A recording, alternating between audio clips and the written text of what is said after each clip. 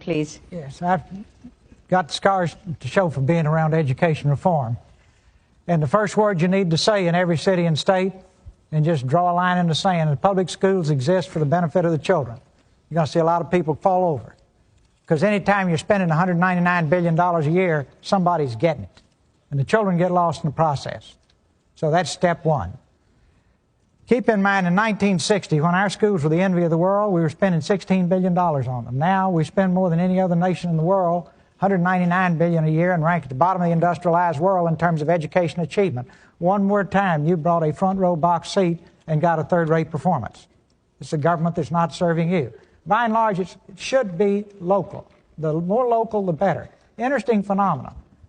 Small towns have good schools. Big cities have terrible schools.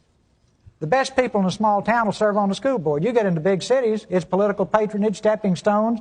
You get the job, give your relatives the janitor's jobs at $57,000 a year, more than the teachers make, and with luck, they clean the cafeteria once a week. Now, you're paying for that. Those schools belong to you. And we put up with that. And as long as you put up with that, that's what you're going to get. And these folks are just dividing up $199 billion and the children get lost. If I could wish for one thing for great public schools, it'd be a strong family unit in every home. Nothing will ever replace that. You say, well, gee, what are you going to do about that? Well, the White House is a bully pulpit, and I think we ought to be pounding on the table every day. There's nothing, the most efficient unit of government the world will ever know is a strong, loving family unit. Next thing, you need small schools, not big schools. A little school, everybody's somebody. Individualism is very important. These big factories, everybody told me they were cost effective. I did a study on it. They're cost ineffective.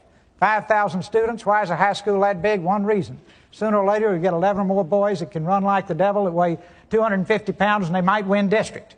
Now, that has nothing to do with learning. Secondly, across Texas, typically half the school day was non-academic pursuits. In one place, it was 35%. In Texas, you could have unlimited absences to go to livestock shows.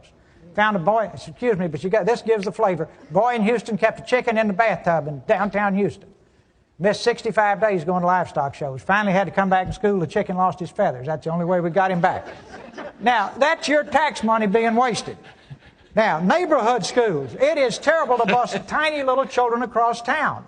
And it is particularly terrible to take poor, tiny little children and wait until the first grade and bus them across town to Mars, where the children know their numbers, know their letters, have had every advantage at the end of the first day that little child wants out. I'll close on this. You've got to have world-class teachers, world-class books. If you ever got close to how textbooks were selected, you wouldn't want to go back the second day. I don't have time to tell you the stories. No, you don't. Finally. But if we don't fix this, you're right, we can't have the industries of tomorrow unless we have the best educated workforce. And here you've got, for the disadvantaged children, you've got to have early childhood development, cheapest money you'll ever spend. First contact should be with the mother when she's pregnant. That little child needs to be loved and hugged and nurtured and made to feel special, like your children were. They learn to think well or poorly of themselves in the first 18 months. Thank you, and within the first few years, they either learn how to learn or don't learn how to learn. And if they don't, they wind up in prison. And it costs more to keep them in prison than it does to send them to Harvard. I rest my case. Thank you.